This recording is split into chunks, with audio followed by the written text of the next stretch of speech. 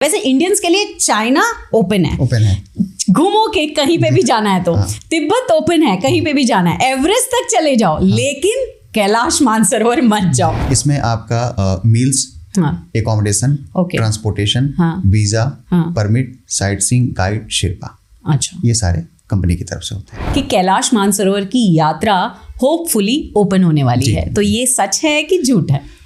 सच है ma'am. Okay, good. अभी तक क्या था कि इस पे आफ्टर गलवान इंसिडेंट कोई डिस्कशन ही नहीं था। अच्छा, ठीक है। अब जो मेरी अंडरस्टैंडिंग है, जो मैंने एनालाइज किया कि शायद मतलब इंडिया गवर्नमेंट भी बहुत स्ट्रिक्ट थी रिटेलिएशन में, कि शायद चाइनीज लोग को वीज़ा नहीं मिल रहा था, और चाइना तो थोड़ा बिजनेस माइंडेड है, तो वो बाकी चाइना और तिब्बत के लिए वीज़ा दे रहे थे, बट कैलाश एरिया के लिए नहीं दे रहे थे। अच्छा, ठीक है। तो अभी G20 में और फिर अपने दोनों कंट्रीज़ के NSA मिले, तो इसमें 6 पॉइंट एग्रीमेंट में एक ये था कि कैलाश यात्रा ओपन की जाएगी। तो अब तक क्या था कि बात ही नहीं हो रही थी, अब एटलीस्ट एग्रीमेंट हो गया कि हाँ, एग्रीमेंट हो गया है, दोनों ने बोल दिया कि हाँ, अच्छा, हम करेंगे। आप ले जा रहे हैं या कोई और भी ले जा रहा है, तो कंफर्म कब तक वो लोग बुकिंग कर सकते हैं? रजिस्ट्रेशन हम लोग ऑलरेडी ले रहे हैं। अच्छा, हाँ, ओके। और जो मैं यात्रा का एक्सपेक्ट कर रहा हूँ कि 15 मई के बाद वहाँ की जो वाइब्स हैं या वहाँ की जिस तरीके का साइंटिफिक ऑरा है, नेचुरली वो चीज़ें होती हैं कि आपके नाखून जल्दी बढ़ना शुरू हो जाते हैं, आपके बाल जल्दी उगना शुरू हो जाते हैं, ऐसा कुछ होता है? इतना तो है कि ऑरा है वहाँ पे। अच्छा, हाँ, आपने फील किया है? वो बिल्कुल फील किया है। ठीक है। वो आप जाएंगे, हर जो भक्त है जो जाता है वो चाहता है मैं बार बार आऊँ, और मेरी लाइफ में तो चेंज आया, और मैंने बहुतों की लाइफ में चेंज आते हुए देखा है। ठीक है। तो वो वाइब्स हैं वहाँ पे कि जिसको मानसरोवर जाना है बट परिक्रमा नहीं करनी है, तो वैसे लोग चाहते हैं कि हम जल्दी आ जाएं, जैसे डॉक्टर्स हैं, उनके पास टाइम का शॉर्टेज होता है। और ये परिक्रमा कितने टाइम में पूरी हो जाती है? ऑलमोस्ट 40 किलोमीटर्स के 2.5 डेज। 40 किलोमीटर्स के, तो ये क्या ब्रेकअप में करते होंगे ना? हाँ, 2.5 डेज में। इस पूरी यात्रा में जो एकोमोडेशन और ट्रांसपोर्टेशन है, ये चाइनीज अथॉरिटीज देती हैं। अच्छा, उनका मतलब काफ़ी ह्यूज फीस है उनकी, तो उसमें ट्रांसपोर्टेशन, एकोमोडेशन और एक तिब्बतियन गाइड उनका पार्ट होता है। तो देखिए, मानसरोवर एंड परिक्रमा, ये दो प्लेसेस ऐसे हैं जहाँ पे डॉर्मेट्रीज हैं। ओके, ठीक है। तो मल्टीपल शेयरिंग। कितनी डॉर्मेट्रीज होती हैं वहाँ पे? कितने लोग को ऑक्यूपाई कर सकता है? मुझे लगता है परिक्रमा में कम से कम 500-700 लोग तो हो जाते होंगे।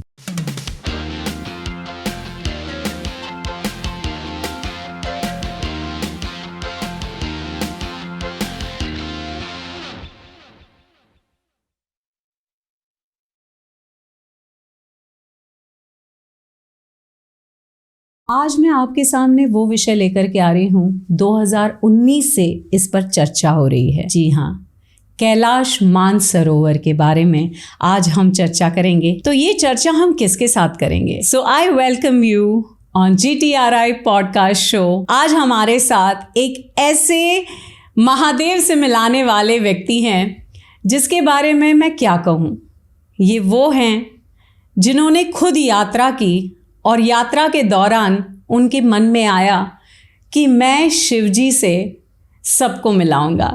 तो श्रद्धालुओं के चहीते भी हैं, और इन्होंने अपने ऑर्गेनाइजेशन का नाम रखा है ट्रिप टू टेम्पल्स। अब समझ में आया मैं किसकी बात कर रही हूँ। हाँ, जो हमें मंदिरों तक लेकर के जाते हैं, जो हमें महादेव तक लेकर के जाते हैं। तो आइए हम मिलते हैं विकास जी से। नमस्ते विकास जी। ओम नमः शिवाय। ओम नमः शिवाय। आपका स्वागत है GTRI पॉडकास्ट शो में। और सच बताऊं, मुझे सच में बहुत खुशी हो रही है, क्योंकि दोस्तों मैंने इनके साथ खुद ट्रिप की है, और मैंने कैलाश की यात्रा की है, कैलाश मानसरोवर की यात्रा की है। हमने बाय एरियल व्यू भी की है और बाय रोड भी की है। मेरा तो आनंद कुछ अलग लेवल का है, लेकिन हाँ, आपको भी आनंद आएगा जब आप देखोगे कि आज की चर्चा में हम बहुत सारी बातें करेंगे। हम विकास जी को जानेंगे और उनकी ये जर्नी कैसी रही, ट्रिप टू टेम्पल्स कैसे बना, और उनके अपने बारे में। तो विकास जी, पहले तो मैं ये जानना चाहूँगी कि ट्रिप टू टेम्पल्स और विकास जी, ये कैसे जुड़ गया? जनरली मैं बोलता हूँ एक्सीडेंटल था, शायद ये भोले बाबा की कॉल थी। ठीक है। 2014 सितंबर 2014 में मैं कैलाश के दर्शन करने गया था, और उस समय तक ऐसा कोई नाम कुछ मेरे दिमाग में नहीं था। ऑलमोस्ट समझिए जैसे यात्री लोग जाते हैं वैसा ही मैं गया। हाँ, ये था कि रास्ते में जिस भी ऑर्गेनाइजेशन के थ्रू मैं गया था, तो कई जगह एक्स्ट्रा पैसे लेना, ये सब चीज़ें चलती रही। लेकिन जब मानसरोवर पहुंचा, वो एक ऑल टुगेदर डिफरेंट फीलिंग थी, ठीक है। और मुझे लग रहा था कि मतलब जितनी भी दिक्कत परेशानी हो के हम आए वो सब कुछ वॉश आउट हो गई। और जब मानसरोवर के किनारे खड़ा होकर मैं भोले बाबा को देख रहा था तो समहाउ आंखों में मतलब आंसू आ गए, थोड़ा सा इमोशनल हो गया। जनरली मैं एक्सपेक्ट नहीं कर रहा था कि ऐसा होगा। और फिर कोई देख रहा हो कि नहीं, ये करके मैंने बगल में देखा कि भाई कोई देख तो नहीं रहा है, तो देखा कि मोस्ट ऑफ द लोग थे ऐसे ही इमोशनल थे और कई लोगों की आंख में आंसू थे। और एक फीलिंग आई कि ऐसा कुछ करूं कि मैं बार बार यहाँ पे आऊँ। उस समय मैं एक बैंक में था और आने के बाद मैंने रिज़ाइन कर दिया टूरिज़्म से। हाँ, टूरिज़्म से मेरा कोई नाता नहीं था और नाम सोचना शुरू किया। तो मैं कहा कि ऐसा कुछ करूं कि मतलब लिमिटेड ना रहूं, फ्यूचर में कभी कुछ बड़ा करना हो तो कर पाएँ। और ये नाम खोजने में, सोचने में कम से कम 1 महीने लगे मेरे को, बहुत से ऑप्शंस करके। लेकिन फिर अब जहाँ भी बोलता हूँ लोग जानते हैं तो ये लगता है कि हाँ, एक अच्छा नाम। नहीं, बिल्कुल बिल्कुल, trip to temples is truly very much connecting. और वो बोलते हैं ना कि मुझे कभी कभी लगता है कि अरे ये नाम आपको कैसे मिल गया। No, but you are blessed. जैसे आपकी सूरत है वैसे ही आपकी सीरत है, जितना मैं आपको जानती हूँ। और लेकिन ये मुझे बहुत ही आश्चर्यजनक लगता है कि बैंकिंग सेक्टर का एक व्यक्ति जिसकी अच्छी खासी जॉब है, उसे क्यों ऐसे लग गया कि मतलब इस फील्ड में आना चाहिए, जिसका कोई नॉलेज नहीं है, जिसके बारे में कोई जानकारी आपने ना ली है ना कुछ है, और बस ऐसे ही जंप कर लिया। It is a very big risk. मुझे लगता है कि लाइफ का सबसे बड़ा रिस्क ना लेना है, ठीक है। और ये था कि कुछ तो करूँगा, अलग करूँगा, ठीक है। और ऐसा भी था कि शायद बैंकिंग से हट के करूँ मैं। तो मैं ये मानता हूँ कि अगर आप मेहनत करने वाले हैं तो फिर आपके लिए कोई इंडस्ट्री या एक्सपीरियंस स्पेसिफिक नहीं होता। आप अगर अच्छे एफर्ट से कर रहे हैं तो कर ले जाएंगे। और टूरिज़्म ऑफ कोर्स मेरे लिए नया था, रिस्क था। लेकिन जब शुरू किया ये था कि मैं मेहनत बाकी लोगों से 4 टाइम्स कर सकता हूँ, इंटेंट गलत नहीं करूँगा। और ये पिलग्रिमेज ऐसी इंडस्ट्री है कि यहाँ पे हर तरह के लोग हैं, एक्सप्लॉइट करने वाले भी हैं और सर्विस देने वाले भी हैं। तो मुझे था कि एक सेगमेंट है जो चाहता होगा कि अच्छी सर्विस मिले, तो वो सोच के निकले। और कुछ ऊपर वाले की भी कृपा थी कि अच्छे लोग साथ में जुड़ते गए। और जिन लोगों के साथ हमने 2016 में शुरुआत किया, आज वो सभी हमारे साथ हैं। ऐसा नहीं हुआ कि किसी भी एक भी वेंडर को हमने कहीं पे भी छोड़ा हो। जो भी कमियां रही उनको दूर किया, लेकिन साथ में मिलके कर रहे हैं। लेकिन आपकी इस सफ़र में मतलब आप कैलाश मानसरोवर की ही यात्रा करते हैं या दूसरी भी यात्राएं मतलब करा? जहाँ तक मुझे पता है कि आप आदि कैलाश ओम पर्वत भी करते हैं, लेकिन मुझे लगता है आपने बहुत सारे एवेन्यूज़ अभी ओपन किए हैं। जी, शुरुआत हम लोगों ने कैलाश से ही किया। एक तो बुलावा था भोले बाबा का, और दूसरा ये था कि अगर आप सबसे मुश्किल डेस्टिनेशन में परफेक्शन लाते हैं, अच्छा कर ले जाते तो बाकी सब और इजी होगा। तो वो सोच के पहले उसको हमने परफेक्ट किया। और 2019 में पूरे इंडिया में हाईएस्ट वॉल्यूम हमने सर्व किया। और उसके बाद धीरे धीरे 2021 में हम आदि कैलाश हमने शुरू किया। उस समय भी सबसे ज़्यादा वॉल्यूम हमारे पास ही रहा। और अभी हम 4 धाम, साउथ इंडिया पिलग्रिमेजेस, वाराणसी, अयोध्या, और रिसेंटली अभी कुंभ में काफ़ी कुछ कर रहे हैं। तो पिलग्रिमेज में सब कुछ करना है, लेकिन एक अलग बेंचमार्क सेट करते हुए करना है। आपको कोविड की परेशानी नहीं आई? क्योंकि 2019 आप बोल रहे हैं कि आदि कैलाश ओम पर्वत हमने शुरू किया, तो फिर और 2019 से तो कैलाश मानसरोवर की यात्रा भी बंद कर दी गई थी इंडियंस के लिए। जी जी, परेशानी कुछ नहीं होती मैम, ठीक है। लर्निंग्स हैं तो हुई थोड़ी सी, बट एक चीज़ था कि जिस दिन भी खुलेगी यात्रा उस दिन भी हम ही होंगे। और एक चीज़ और था कि मेरी पूरी टीम जो है ऑफिस में, हम सभी लोग बहुत ही पॉजिटिव थे। अगर लॉकडाउन नहीं है, हमारे पास काम नहीं था, लेकिन फिर भी हम लोग ऑफिस में बैठते थे कि जिस दिन भी होगा, और डिस्कशन करते थे क्या कर सकते हैं। उसी डिस्कशन में पता चला कि उत्तराखंड में रोड बन रही है, आदि कैलाश शुरू होगा। वो था कि अगर आप पॉजिटिव रहेंगे तो रास्ते निकलेंगे।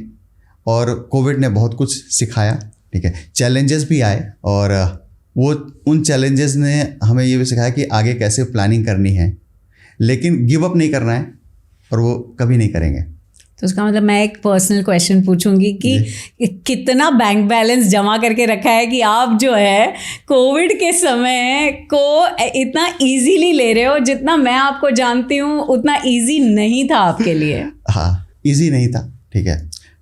पैसे को मैं वैल्यू देता नहीं। पैसा आपने जो कंज्यूम कर लिया वही आपका है, ठीक है। तो मेरा था, मेरे पास थे पैसे, ऐसा नहीं है, पैसे थे, और ऑफिस में जिनको भी दिक्कत थी मैं देता गया, ठीक है। मेरे को था कि अगर सब सेफ रहेंगे, काम चलेगा, तो हम दोबारा भी अर्न कर सकते हैं। तो मेरे को था कि सभी लोग सेफ रहें। मैंने कुछ एसेट्स थे वो भी डाइल्यूट किया, कुछ समय तक चला, लेकिन अब काफ़ी लोग थे जिनकी हेल्प करनी थी, तो टफ रहा, मतलब फाइनेंशियल पार्ट में टफ रहा। लेकिन होता है कि वो शायद एक चीज़ और भी मैं सोचता हूँ कि उसका एक पॉजिटिव चीज़ था कि उतना समय मेरे को फैमिली में मिला, जो कि जब से करियर था शायद इतना फ्री टाइम घर में कभी नहीं दे पाया। तो घर में अच्छे से खाना बनाते थे हम लोग, हाँ, तो वो भी एक वो तो हम सबका दौर रहा था। तो और उसके बाद जब कोविड हट गया तो फिर उतना टाइम नहीं दे पाता मैं। राइट। वेल, जहाँ तक मैंने भी आपकी यात्रा में रही हूँ और आप बहुत अच्छे से ऑर्गेनाइज करते हो, एंड माइंड यू ये कोई प्रमोशन वीडियो नहीं बना रहे हम, ठीक है, क्योंकि मैं चाहती थी कि विकास जी को मैं पर्सनली आपके सामने लेकर के आऊँ, क्योंकि जो वो काम कर रहे हैं, सर्टनली वो एक ट्रैवल एजेंट का काम नहीं कर रहे हैं, वो बहुत ही डिफरेंटली काम कर रहे हैं। उनका जो मोटो है वो बहुत ही हटके है, और मैंने खुद देखा है कि किस तरीके से वो यात्रा को पूरी करवाते हैं। जैसे मैं एक एग्जांपल मेरा खुद का दूंगी कि हम जब एरियल व्यू कर रहे थे, तो एरियल व्यू में क्या हो जाता है, एरियल व्यू जो कैलाश मानसरोवर की यात्रा है जो वो नेपाल से की जाती है, तो इसमें क्या होता है, कभी वेदर कंडीशन ख़राब हो गए तो वो यात्रा उस दिन नहीं हो सकती है, और मतलब प्लेन नहीं चलेगा। अब नहीं चलेगा तो यात्री क्या करेंगे, वो वहाँ उसी के लिए आए हैं, तो ही टेक्स केयर ऑफ इट के भले उनके अपने कॉस्ट पे वो एक दिन और स्टे करवाते हैं। होटल स्टे इतने लोगों का, मतलब 100 to 150 पीपल, और उन लोगों का वो स्टे एक्सटेंड करवाते हैं और उसके बाद वो सारा खर्चा खुद उठाते हैं। नो डाउट हर चीज़ का एक लॉस एंड मतलब प्रॉफिट और लॉस होता है, लेकिन वो इस बात को देखते हैं कि जो भी श्रद्धालु आए वो दर्शन करके जाएं। ये मैंने देखा है आपके बारे में, तो इसीलिए मैं पर्सनली विकास जी को जानती हूँ, और मैं जानती हूँ कि उनका मोटो बहुत ही क्लीन, क्लियर है एंड वेरी होली स्पिरिचुअल है। तो विकास जी, दर्शकों का मेरे ख्याल से ज़्यादा इंटरेस्ट थंबनेल को देख के भी होगा, और ये है कि कैलाश मानसरोवर की यात्रा, कैलाश मानसरोवर की यात्रा चाइना की ओर से इंडियंस के लिए बैन है जी। आप अगर इंडियन पासपोर्ट होल्डर है तो बैन है, इंडियन है लेकिन if you are holding passport of any other country तो आपको बैन नहीं है, आप जा सकते हैं। आप तिब्बत जाके भी जा सकते हैं। वैसे इंडियंस के लिए चाइना ओपन है, घूमो के कहीं पे भी जाना है तो तिब्बत ओपन है, कहीं पे भी जाना है, एवरेस्ट तक चले जाओ, लेकिन कैलाश मानसरोवर मत जाओ। तो ये बताएं कि ये जो चीज़ें हैं, क्योंकि दर्शक ये जानना चाहेंगे कैलाश मानसरोवर की यात्रा के लिए एग्जैक्टली आप हमें बताएं कि क्या क्या रूट होते हैं, कैसे जाया जाता है। देखिए, दो मेजर एंट्री पॉइंट्स हैं, एक है डायरेक्टली इंडिया से और दूसरा है नेपाल से। अच्छा, तो पहले मैं अपना जो एंशिएंट रूट है इंडिया के, मैं उसकी बात करूँगा। आपका एक उत्तराखंड से है, लिपू लेक पास से जी, ठीक है, जो कि पहले करीब 250 किलोमीटर्स का ट्रैक हुआ करता था और आपके 24 डेज लगते थे। अभी गवर्नमेंट ने रोड बना दिया है, तो मुझे लगता है कि 19 डेज के आसपास लगने चाहिए। दूसरा है इंडिया गवर्नमेंट की तरफ से नाथुला से, ओके, उसमें 21 डेज लगते थे, अभी भी वही लगेंगे। Compare to Nepal route, India route थोड़ा सा कॉस्टली होता है शायद। इंडिया कितना हो जाता है? पहले था जब नेपाल रूट से आपका बाई रोड 1,30,000 के आसपास में था। अच्छा। तो इंडिया रूट से बाई रोड 1,85,000 के आसपास था। ओके, और ऑलमोस्ट 60,000 50,000 ज़्यादा। और आपका जो नाथुला पास से सिक्किम वाला है वो 2.5 लाख रुपए का था। ओह, उससे कम में हम लोग हेलीकॉप्टर ट्रिप कर लेते हैं नेपाल। अच्छा, हाँ, तो ये है। नेपाल से आपके 3 रूट्स हैं, एक हेलीकॉप्टर, एक बाई रोड और एक लहासा रूट है। ठीक है, तो लहासा बहुत ही कॉस्टली पड़ता है, तो वो उतना पॉपुलर नहीं है। आपका बाई कितना पड़ जाता है लासा वो वाला? पहले करीब 3.5 लाख रुपए पड़ते थे। अच्छा। अब अभी जब यात्रा शुरू होगी तो 4.55 के राउंड में कुछ ओके, होगा ऐसे। ओके। और आपका हेलीकॉप्टर रूट जो है वो लखनऊ से और नेपाल काठमांडू से शुरू होता है। ओके। हाँ, और इसमें 5 to 11 डेज लगते हैं। अच्छा। विथ परिक्रमा आप 11 डेज और without parikrama 5 days. By road Kathmandu to Kathmandu 14 days. तो मोस्टली हेलीकॉप्टर रूट लोग ज़्यादा लेते हैं क्योंकि इसमें आपका काठमांडू जाने आने का इंटरनेशनल एयरफेयर बच जाता है। लखनऊ से शुरू होती है। तो इसमें फिर परमिट्स और वो सारी चीज़ें इज़ योर लुकआउट? हाँ, इसमें आपका मील्स, हाँ, एकोमोडेशन, ओके, ट्रांसपोर्टेशन, हाँ, वीज़ा, हाँ, permit, sight seeing, guide, Sherpa, अच्छा, ये सारे कंपनी की तरफ से होते हैं। ओके। और हाल फिलहाल में हमने ये न्यूज़ सुनी है और मुझे खुशी हो रही है ये न्यूज़ सुन के ही मेरे अंदर गूज़बम्स आए हैं कि कैलाश मानसरोवर की यात्रा होपफुली ओपन होने वाली है। तो ये सच है कि झूठ है? हाँ, सच है मैम। ओके, क्योंकि गुड। अभी तक क्या था कि इस पे आफ्टर गलवान इंसिडेंट कोई डिस्कशन ही नहीं था। अच्छा, ठीक है। अब जो मेरी अंडरस्टैंडिंग है, जो मैंने एनालाइज किया कि शायद मतलब इंडिया गवर्नमेंट भी बहुत स्ट्रिक्ट थी हाँ, रिटेलिएशन में, कि शायद चाइनीज़ लोग को वीज़ा नहीं मिल रहा था और चाइना तो थोड़ा बिजनेस माइंडेड है, तो वो बाकी चाइना और तिब्बत के लिए वीज़ा दे रहे थे बट कैलाश एरिया के लिए नहीं दे रहे थे। अच्छा, ठीक है। तो अभी G20 में और फिर अपने दोनों कंट्रीज़ के NSA मिले, तो इसमें 6 पॉइंट एग्रीमेंट में एक ये था कि कैलाश यात्रा ओपन की जाएगी। तो अब तक क्या था कि बात ही नहीं हो रही थी, अब एटलीस्ट एग्रीमेंट हो गया कि हाँ, एग्रीमेंट हो गया हाँ, है। दोनों ने बोल दिया कि हाँ, अच्छा, हम करेंगे। ओके, अब वहाँ का इंटरनल जो भी प्रोसेस हो, बिकॉज मैं उस समय तिब्बत भी गया था लास्ट मंथ, तो वहाँ पे भी न्यूज़ मीडिया में था कि स्टार्ट होगा। ओके। तो हर जगह तो प्रिपरेशन होपफुली कब तक में मतलब यात्री कब तक कंफर्म आप अगर आप ले जा रहे हैं या कोई और भी ले जा रहा है तो कंफर्म कब तक वो लोग बुकिंग कर सकते हैं? देखिए, अभी जो न्यूज़ फेब लास्ट या मार्च फर्स्ट वीक तक कुछ आएगा। रजिस्ट्रेशन हम लोग ऑलरेडी ले रहे हैं। अच्छा, हाँ, ओके, और जो मैं यात्रा का एक्सपेक्ट कर रहा हूँ कि 15 मई के बाद शुरू होना चाहिए। ओके जी, तो मतलब आप लोगों ने रजिस्ट्रेशन लेना शुरू कर दिया है? जी। ये जो कैलाश मानसरोवर की यात्रा मोस्टली होती जी, है, जी, आपको क्यों लगा कि ये आपको शुरू करनी चाहिए? मैम, कैलाश मानसरोवर की यात्रा तो चल ही रही थी। हाँ। ठीक है। मेरे को इस लगा कि सबसे मुश्किल है। ठीक है। और ये एक यात्रा नहीं है, बहुत से लोगों का सपना है। वो वहाँ पे लोगों का एक डिवोशन का लेवल देखा और एक्सीडेंटली हम लोगों ने, आप कह लीजिए, शुरू किया। लेकिन अब हमें लगता है कि ऊपर वाले की ब्लेसिंग थी कि हम इस प्रोफेशन में हैं, क्योंकि जितनी ब्लेसिंग्स मिलती हैं लोगों की, शायद हम और कोई भी टूर पैकेज करा रहे होते तो नहीं मिलती। ठीक है। जितना लोग याद रखते हैं, अगर कोई 5 साल पहले भी मिला है तो वो नाम याद रखता है, वो फ़ोन करता है, वो किसी और तीर्थ में जाता है तो हमें व्हाट्सएप करता है कि मैं ये होके आया, ये होके आया। ठीक है। तो एक जो आप ये कह लीजिए कि शिवा कनेक्ट है, वो बनता है। ठीक है। और ये लगता है कि हमने इतने लोगों के सपने पूरे किए। मतलब बहुत बार थोड़ा सा संकोच भी होता है, शर्म भी आता है कि अगर वहाँ पे है तो लोग दौड़ते हैं पैर छूने के लिए।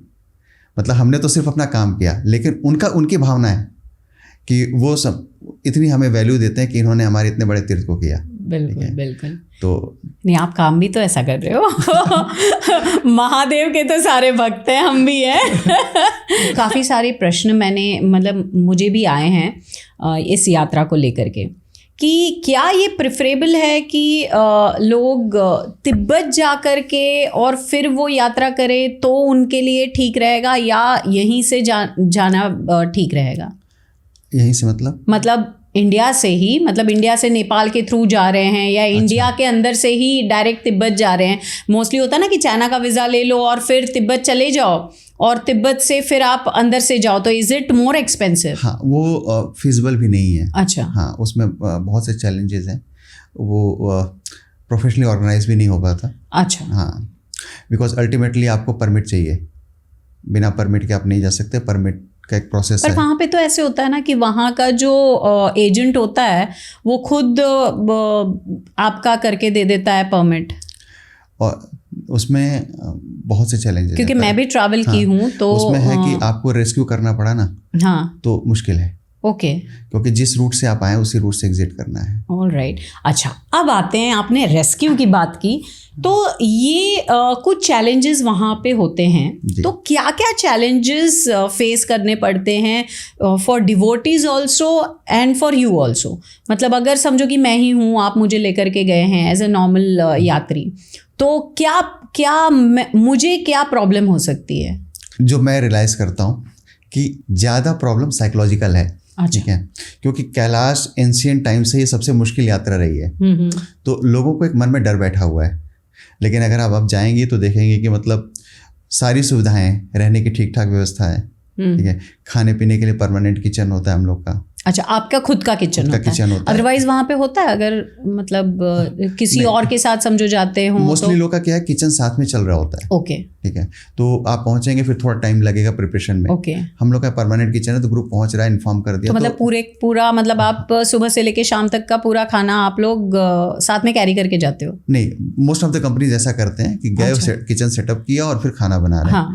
हमारा है कि किचन वहाँ पे है, बैक टू बैक ग्रुप्स हैं। ओके, तो उनको पता चल गया कि आज 50 लोग आ रहे हैं, आज 70 लोग आ रहे हैं। अच्छा, तो आप पहुंचेंगे, आपके लिए सूप रेडी है। ओके, आधे घंटे पहले इन्फॉर्म कर दिया, टाइम से मील्स रेडी है। मतलब खाना तो सभी देते हैं, अच्छा देते हैं, उसमें कोई दिक्कत नहीं है। ठीक है, तो खाने सुविधाएं सारी है, ठीक है, लेकिन एक मन में डर होता है कि गए और वापस आएंगे कि नहीं।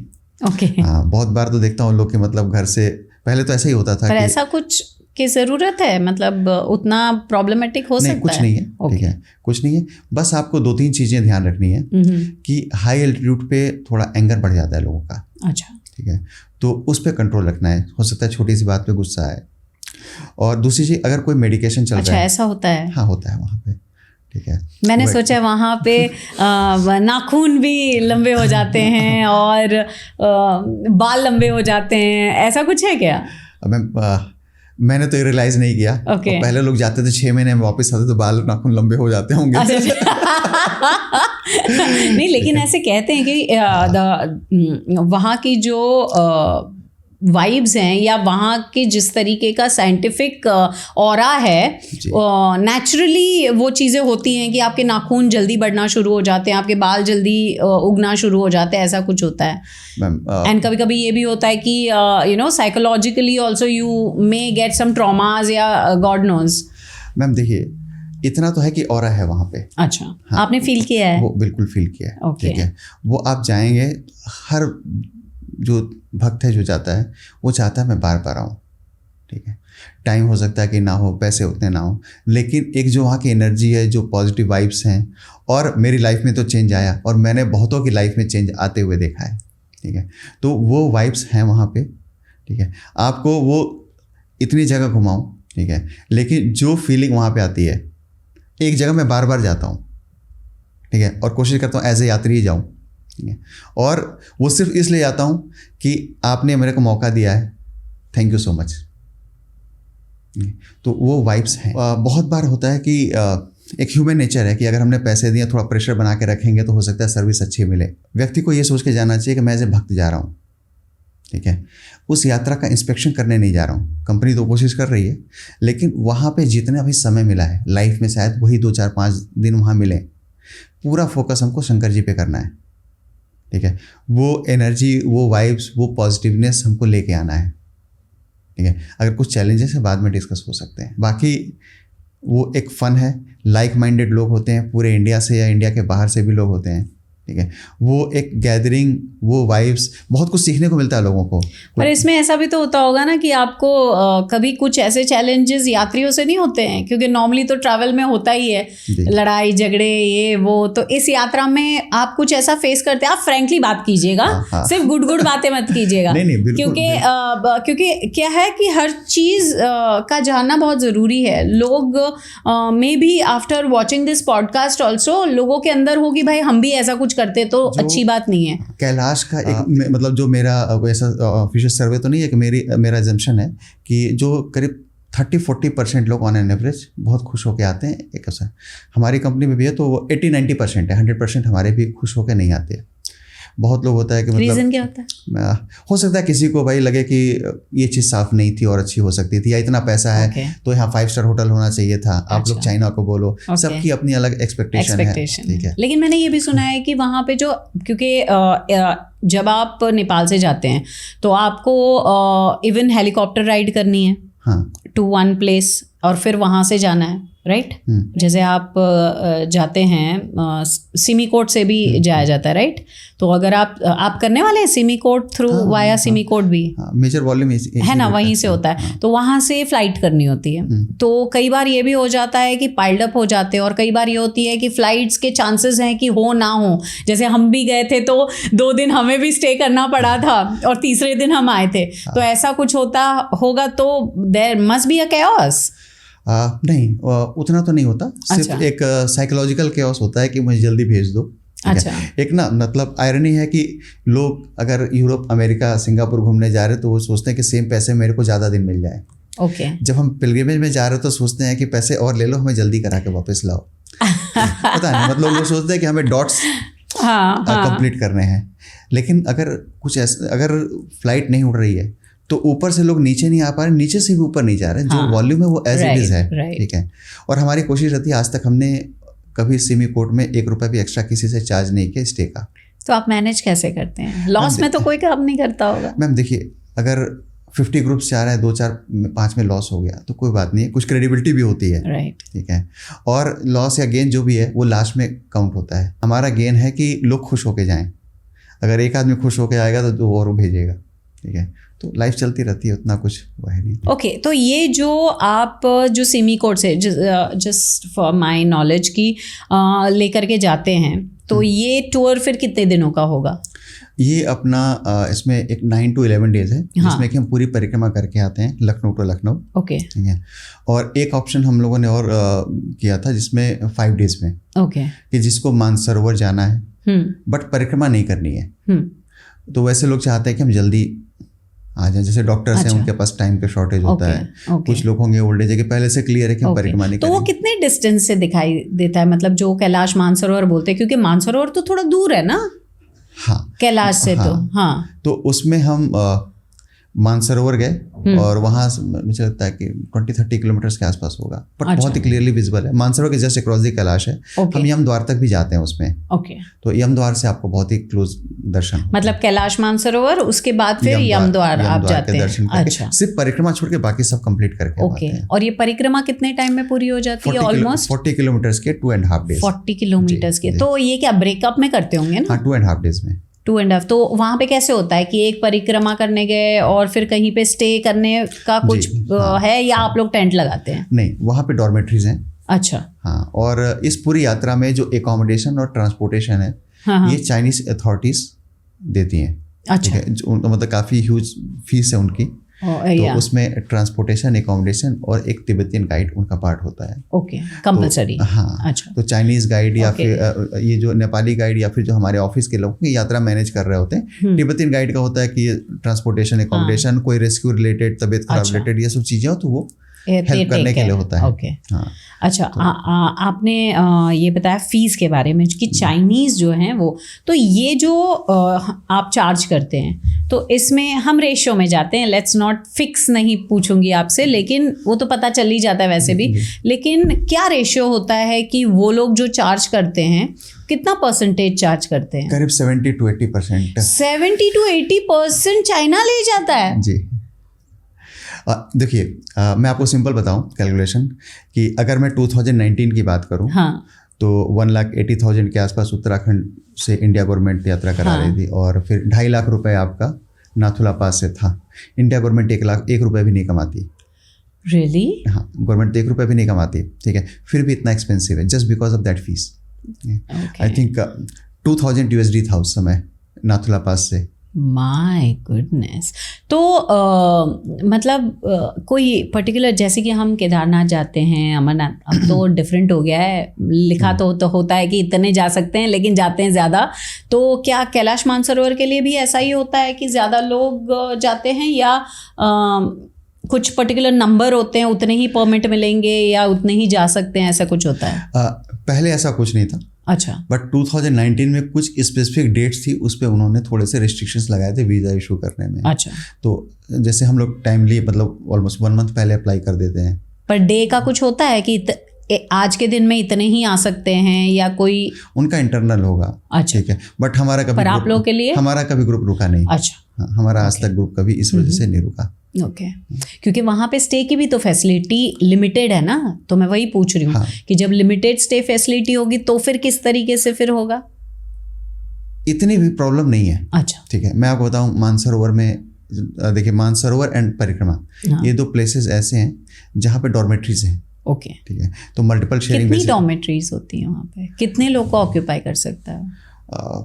मुझे लगता है परिक्रमा में कम से कम 500-700 लोग तो हो जाते होंगे। 500-700 का डॉर्मेट्री है वहाँ पर? ओके।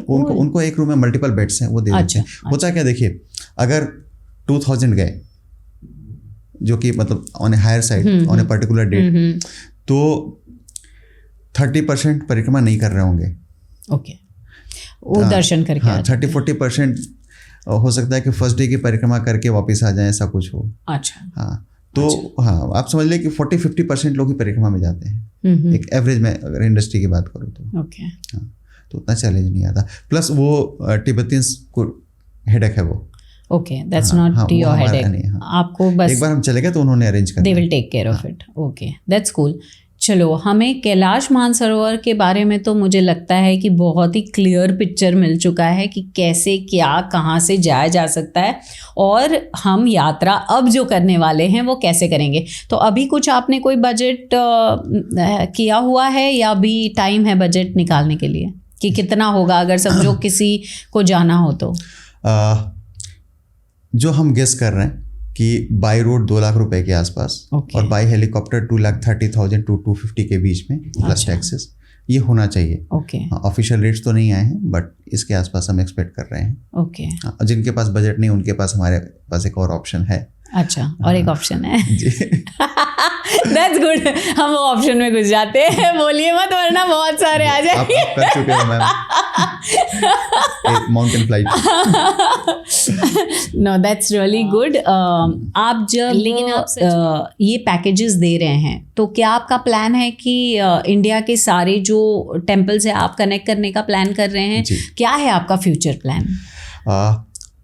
एक है कि हम लोग, सीक्रेट तो नहीं है ना? नहीं, कुछ भी सीक्रेट नहीं है मैम। ठीक है, बहुत बार होता है कि आप कुछ बोल देते हो तो फिर कोशिश करते हो कि उसको पूरा करना है। तो लेकिन मैं इसमें भी बिलीव करती हूँ विकास जी कि हम बोलते हैं ना तो हम अपने आप से एक प्रॉमिस भी करते हैं। हाँ। कहीं ना कहीं एक वो बोलते हैं ना कि रिस्पॉन्सिबिलिटी ज़्यादा हो जाती है और वो उसके होने के चांसेस डबल हो जाते हैं। वो शाहरुख का डायलॉग है ना, पूरी कायनात लग जाती है कि फिर आपने बोला था। तो ये है, देखिए, मैं ये सोचता हूँ कि हम ये बोलते हैं मोस्ट ट्रस्टेड पिलग्रिमेज प्लानर, कि लोग ट्रस्ट करें कि कहीं पे भी जाना हो तो एक ऑब्वियस चॉइस होती है। ठीक है, तो हम वो बने। ठीक है, और जितने भी पिलग्रिमेज प्लेसेस हैं सबके लिए बने। मैं उसको टर्नओवर कितने लोग को ले जा रहा हूँ उसमें नहीं देखता। लोगों के दिमाग में पहला नाम है कि ट्रिप टू टेम्पल्स, वो कंपनी जिसके साथ मेरे को जाना चाहिए। ठीक है, ये हो सकता है कि हम सबसे ज़्यादा इकोनॉमिकल ना हो, बिकॉज एक सर्टेन बेंचमार्क हम मेंटेन करके चलते हैं। ठीक है, लेकिन इतना श्योर है कि वैल्यू फॉर मनी में हम बेस्ट होंगे। जो हम ले रहे हैं तो उसमें 2 चीज़ हम और ऐड करके देंगे। कोशिश ये भी रहती है कि हम सिर्फ टूर पैकेज ना कराएं, एक उसको एक्सपीरियंस क्रिएट करें। अगर आप देखेंगे तो जितने भी पैकेजेस हम कर रहे हैं जो मार्केट में अवेलेबल हैं उनसे हमारा कुछ ना कुछ डिफरेंट है। ठीक है, रिचुअल्स हम ऐड करते हैं, तो ये एक्सपीरियंस। हाँ, वो तो मैंने भी देखा था। हमने जब कैलाश मानसरोवर की यात्रा लीमी वैली से हम लोग बाय रोड गए थे, जब आपने करवाई थी मैं तो यही कहूँगी ना, तो सब पूजा पाठ के साथ और साथ में पंडित जी भी थे और पूरा मतलब रिचुअल्स के साथ पूरा पूजा कर के हमने दर्शन किए थे। And that was really beautiful experience that we had. Kailash पे भी, मानसरोवर पे भी हम लोग कराते हैं।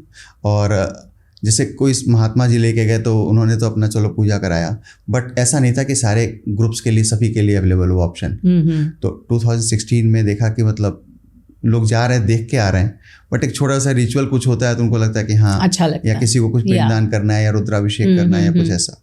तो 2017 में फिर हमने पशुपतिनाथ जी से एक पंडित जी को भेजा जो पूरे यात्रा के दौरान वहाँ पे थे, और उन्होंने हमारे सभी लोगों को कराया।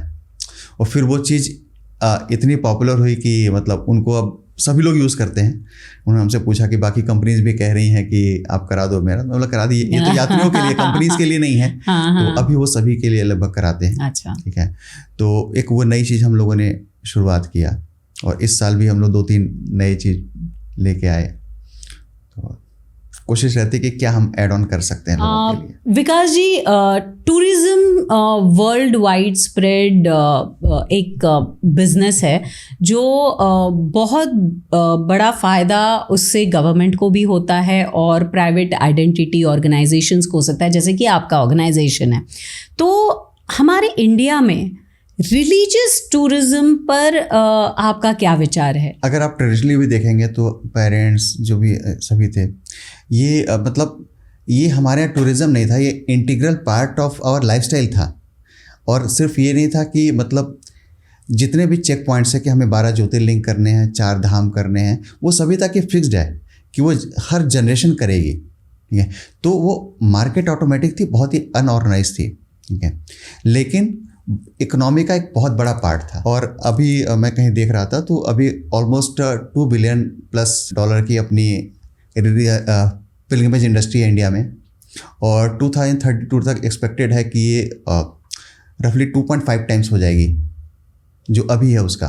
तो नेक्स्ट 7-8 ईयर्स में ये डबल से ऊपर होने वाली है। हाँ, ये था कि प्रोफेशनल लोग थोड़े से कम थे, लेकिन जैसे जैसे इकोनॉमी ग्रो कर रही है, पर कैपिटा इनकम ग्रो कर रही है, तो लोग इसमें भी सर्विसेज चाह रहे हैं। तो एक सेगमेंट है, आपके पास कम पैसे वाले भी ऑप्शन हैं, सुविधा वाले भी हैं, लग्जरी वाले भी हैं। ठीक है। और अगर कुछ भी इकोनॉमी में चहल पहल हो रही है तो वो जीडीपी को कंट्रीब्यूट बिल्कुल कर रही है। जीडीपी को कर रही है तो ऑटोमेटिकली कंट्री को कर रही है। और सिर्फ इसको इकोनॉमिकल प्रोस्पेक्ट में नहीं देखना चाहिए। ठीक है। ये जो हमारी लाइफस्टाइल, हमारे इंटरनल सोल के सेटिस्फैक्शन में जो इन्हांसमेंट हो रहा है, उस कहीं बड़ी चीज़ हो रही है in comparison to economic growth.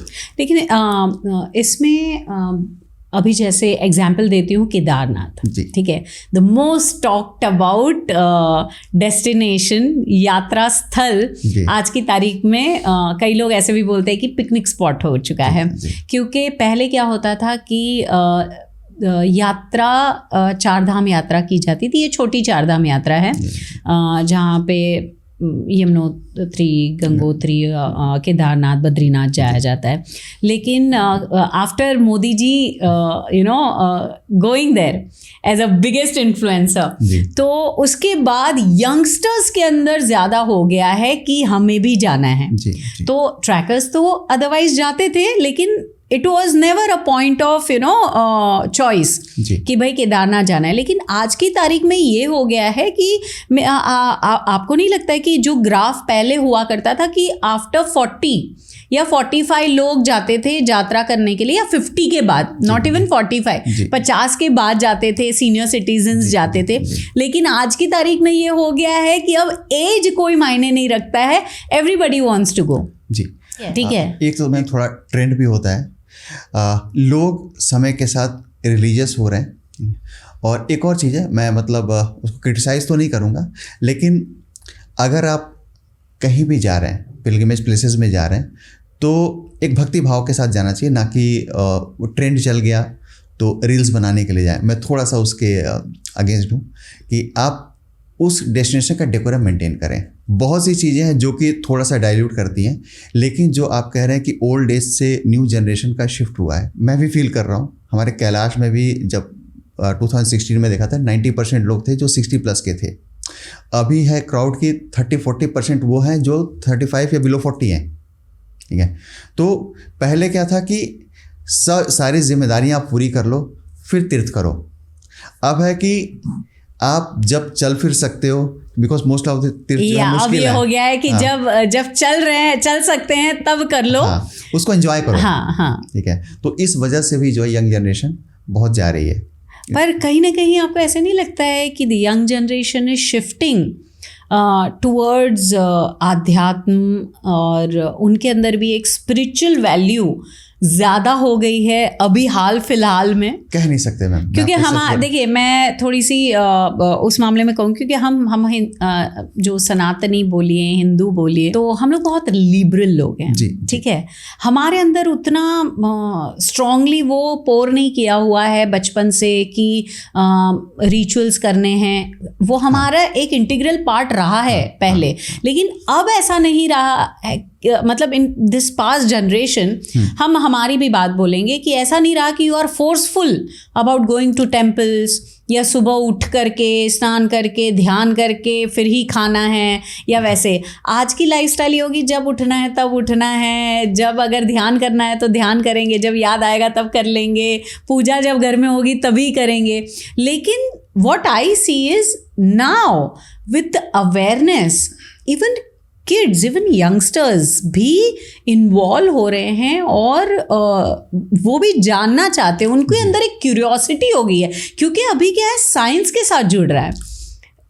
काफी हाँ, जो हमारे वेद हैं, हमारे अगर उपनिषद्स हैं, अगर उसको पढ़ा जाए तो ऐसे पता चलेगा कि we are very much connected to science, rather than just जिसको आप ऑर्थोडॉक्स या सिर्फ एक स्पिरिचुअल जर्नी बोलते थे, but this spiritual journey is basically a very much scientific journey. आपका क्या कहना है उसके बारे में, जबकि आप तो कनेक्टेड हैं ही? मैम काफ़ी कुछ उस पर भी हम वर्क कर रहे हैं कि जो हमारे हिंदू धर्म के साइंटिफिक एस्पेक्ट है उस पर भी हम काफ़ी कुछ काम कर रहे हैं। और जब अंदर घुसने पता चलता है कि जो भी चीज़ें कही गई हैं, अगर किसी नया कुछ ट्रेंड बना दे तो अलग बात है, एंशिएंट टाइम में जो भी कुछ कहा गया तो मोस्टली क्या तो साइंटिफिक रीजंस हैं, सोशल हो सकते हैं, साइकोलॉजिकल हो सकते हैं, ठीक है। मोस्टली इन 3 चीज़ों पे ड्राइव्ड हैं, ठीक है, लेकिन कोई ना कोई लॉजिक है, ठीक है। और वो एक पूरा एक अलग पॉडकास्ट बन सकता है। जो चीज़ें हमने ऑलरेडी कलेक्ट करके रखा हुआ है, अभी है कि उसको कैसे लोगों के सामने लाएं, बट बहुत ही साइंटिफिक है। और मैं इतनी स्ट्रांगली कह सकता हूँ कि आई ओपनर है कि अगर वो चीज़ें लोगों को पता चले कि ये साइंस है। बिकॉज बहुत बार होता है ना कि हम बोलते हैं साइंस है, बट क्या साइंस है मुझे पता नहीं। एग्जाम्पल, अभी महाकुंभ चल रहा है, तो महाकुंभ का भी जो समय है, चाहे वो आप मकर संक्रांति का वक्त भी कहिए, so that is also a planetarium movement, जिसकी वजह से मकर संक्रांति कही जाती है। It is not just for the sake कि 14 जनवरी को मकर संक्रांति होती है तो इस बार भी होगी। तिलकुट बटेंगे और लड्डू खाए जाएंगे। मतलब मैं बहुत पहले कहीं बचपन में पढ़ रहा था कि उस समय ये जो विंटर सीजन होता है ना, बाइल का सिक्रेशन शरीर में कम हो जाता है। काफ़ी पहले की बात में पढ़ा था। तो तिल और उड़द ये सब खाने से बाइल का सिक्रेशन बढ़ता है, तो इसीलिए उड़द की खिचड़ी बनती है और हम तिलकुट खाते हैं। सो मच साइंटिफिक सी। तो आपके हिसाब से गवर्नमेंट कितनी मतलब पॉजिटिव है टुवर्ड्स टूरिज्म इंडस्ट्री? मतलब आप जैसे प्राइवेट बॉडीज होते हैं, आपको भी तो इंटरेक्ट करना पड़ता होगा गवर्नमेंट के साथ और मिल करके काम करना पड़ता होगा, तो कभी आपको कोई डिफिकल्टी आती है या it is a smooth process? अभी रिसेंट टाइम में मैं देख रहा हूँ कि गवर्नमेंट बहुत प्रोएक्टिव है। अच्छा, ठीक है। जैसे उत्तराखंड टूरिज्म से हम लोग को फ़ोन आया जब हम लोगों ने कैलाश मानसरोवर एरियल दर्शन स्टार्ट किया, तो फिर वहाँ से फ़ोन आया कि सिमिलर हम प्रोजेक्ट उत्तराखंड में भी करना चाहते हैं। पहले होता था आप चक्कर लगाते थे, लेकिन अगर आप आज की डेट में आप कुछ अच्छा कर रहे हैं तो गवर्नमेंट कह रही है कि रेप्लिकेट करो, ठीक है। वो प्रोजेक्ट हमने उत्तराखंड में किया अभी आदि कैलाश ओम पर्वत MI-17 से और फिर दूसरे हेलीकॉप्टर से, ठीक है। यूपी टूरिज्म से भी फ़ोन आया कि आके मिलिए, यहाँ भी। मैं भी वही बोलने वाली थी कि योगी जी के बारे में आपकी क्या राय है कि टूरिज्म, क्योंकि वैसे तो प्रचार प्रसार बहुत हो रहा है, अभी महाकुंभ का मेला भी हो रहा है और मैंने खुद देखा कि it is very well organised. 25 kilometre के रेडियस में चीज़ों को मैनेज करना, it is not that easy. और अभी हाल फिलहाल में हुआ था कि फायर ब्रेकअप हुआ था 19 सेक्टर में, और तुरंत within no time it was everything was done well और किसी को कुछ भी हानि नहीं पहुंची थी और योगी जी भी वहाँ पहुँच गए थे। जी। तो आपका मतलब वहाँ पे टूरिज्म का, ये तो महाकुंभ हुआ, ठीक है, टूरिज्म को लेकर के आपका क्या कहना है कि हाउ इट इज़? मैम जो मेरा ऑब्जर्वेशन है, हम किसी प्रोजेक्ट के पार्ट हो या ना हो, ठीक है, लेकिन गवर्नमेंट्स बहुत ही सीरियसली ले रही हैं, ठीक है, क्योंकि ये ऐसी चीज़ है कि आपको मेंटल सेटिस्फैक्शन देती है, एम्प्लॉयमेंट जनरेट करती है, कल्चर को प्रिजर्व करके रखती है। तो इसके मल्टीपल डायमेंशंस हैं, ठीक है, और उन सब डायमेंशंस को ध्यान में रखते हुए गवर्नमेंट बहुत ही प्रोएक्टिव है, ठीक है। और मतलब मुझे लगता है इससे प्राइवेट ऑर्गेनाइजेशन में काम हो रहा है ना, वैसे हो रहा होता है कि मतलब मीटिंग्स होना, कभी मतलब कुछ मीटिंग्स के हम भी पार्ट रहे हैं, प्रोजेक्ट के ना रहे हो, बट ऐसे मतलब सजेशंस की क्या हम कर सकते हैं, ठीक है। तो वो लगता था कि जैसे एकदम कॉर्पोरेट्स में होता है कि सारे पॉइंट्स नोट हो रहे हैं, एक टीम बैठी है, तो अच्छा काम हो रहा है। इसी से मुझे याद आया, इन्होंने टीम की बात की, विकास जी के मैं ऑफिस में भी गई हूँ, और विकास जी मैंने आपकी टीम भी देखी है, और कई लोग कई सालों से आपके साथ काम कर रहे हैं और जुड़े हुए हैं, यंगस्टर्स भी हैं, और आपकी टीम बहुत बड़ी है, बहुत बड़ी है। तो क्या एज अ ऑर्गेनाइजेशन ये जो टीम बिल्डिंग होती है और एम्प्लॉयमेंट जनरेट, जैसे आपने कहा कि टूरिज़्म सेक्टर में बहुत सारी चीज़ें होती हैं और बहुत सारे लोगों को एम्प्लॉयमेंट मिलता है, चाहे वो हॉकर्स हों, चाहे वो ट्रैवल जो व्हीकल्स चला रहे हों, या चाहे वो वेंडर्स हों या शॉपकीपर्स हों, या even anything for that matter. तो आप जब एक टीम बिल्ड करते हैं, आप एम्प्लॉयमेंट जनरेट करते हैं, तो आपके लिहाज से ये कितना इम्पॉर्टेंट है कि आपकी टीम बहुत अच्छी होनी चाहिए? एक बार मैं टीम के साथ ही डिस्कशन कर रहा था, तो हमने उनको बोला कि हमारे पास बहुत अच्छे ब्रांड एम्बेसडर हैं। तो लोगों ने पूछा कि कौन? मैंने बोला आप लोग, ठीक है, क्योंकि हम कुछ भी करें, हमारी मार्केट में रेपुटेशन वही बनेगी जो हमारी टीम सर्विस दे रही है। तो अच्छी टीम रिक्रूट नहीं होती, अच्छी टीम समय के साथ बनती है, ठीक है, राइट इंटेंट हो, राइट एफर्ट्स हो, ठीक है। तो वही लोग होते हैं जो कि अच्छा काम करते हैं। और मैं ब्लेस्ड हूँ कि जितने लोग भी हमारे ऑफिस में हैं, वो ये मान के नहीं चलते कि हम एक कंपनी के लिए काम कर रहे हैं, वो ये मान के चलते हैं कि वो एक ऑब्जेक्टिव है, उसके लिए काम कर रहे हैं कि लोगों की यात्रा अच्छे से कराना, और उसका जो भी रेन्यूमरेशन है, जो ग्रोथ है, वो बाई प्रोडक्ट है, ठीक है, वो रिवार्ड है, वो उसके लिए काम नहीं करते। और मेरे को मतलब ये था कि सब कुछ ऑटो मोड पे है, इस दिल से काम करते हैं कि बहुत बार होता है कि बड़ी बड़ी चीज़ें हो जाती हैं, मुझे बाद में चलता है कि ये चीज़ हमने कर दिया, तो ऑटो ट्यून्ड है सारे, एक कल्चर बिल्डअप हो गया है ऐसा। मैंने मैगजीन के फ्रंट पेज पर पढ़ा था कि विकास बन गया मिलियनर। तो ये यूपी का लड़का मिलियनर कैसे बन गया भाई? भोले बाबा की कृपा में कुछ समय का ही था, लेकिन मतलब अच्छा काम कर पाए हम लोग, ठीक है। और बट ये था कि ये कोविड के पहले की कहानी थी, और आया और गया। अच्छा, मतलब मिलियनर से जीरो हो गए, ऐसा तो नहीं हुआ होगा? जस्ट जोक नहीं, बिल्कुल कोविड के टाइम पे तो सबकी हालत ख़राब हो गई थी, और मैं समझ सकती हूँ कि इतने एम्प्लॉयज़ को मतलब मेंटेन करना, इट वाज 3 years कोर्स। हमने भी लोगों को सपोर्ट किया और एम्प्लॉयज़ ने भी सपोर्ट किया, ठीक है। तो जो बन पाया हम लोगों ने किया। एक चीज़ किया था कि किसी को निकाला नहीं। अच्छा, हाँ, किसी को ये नहीं बोला कि भाई हम मैनेज नहीं कर सकते, हम सपोर्ट नहीं कर सकते, ठीक है। हाँ, ये था कि उस समय ऐसा था कि बहुत लोगों ने डर के इंडस्ट्री चेंज कर लिया, और जिन्होंने नहीं किया वो सारे साथ में रहे। बहुत से लोग अभी भी हैं, ठीक है। और एक लर्निंग थी, लेकिन न मेरा उनसे विश्वास टूटा, ना उनका हमसे टूटा। तो किसी को ये नहीं बोलना पड़ा कि आपके लिए मेरे पास काम नहीं है या 2 पैसे नहीं है। तो जो बन पाया हम लोगों ने किया। उसमें की एक छोटी सी कहानी है, ये तो बोलेंगे नहीं लेकिन मैं ज़रूर बोलूँगी। इनके यहाँ पर एक जो स्टाफ हैं, दादा हैं, वो कॉफ़ी चाय पिलाते हैं, बहुत ही मुस्कुराते हुए पिलाते हैं। और उनकी कहानी कुछ ऐसी थी कि वो कहीं पे एम्प्लॉयड थे और उन्हें कई महीनों से अपनी बेटी को मिलने जाना था, लेकिन नहीं जा सक रहे थे। तो शायद सालों से, 3-4 सालों से। और जब विकास जी के यहाँ वो जॉब करने लग गए, तो विकास जी ने सबसे पहला काम किया, उनको छुट्टी दी और उन्हें गिफ्ट दिए कि जाइए आप अपनी बेटी से मिल कर के आइए. So that is how Vikas ji is, and that makes me feel good about you every day when I know you. Vikas ji, हर दिन ऐसा लगता है कि विकास जी को हम नए रूप में जान रहे हैं.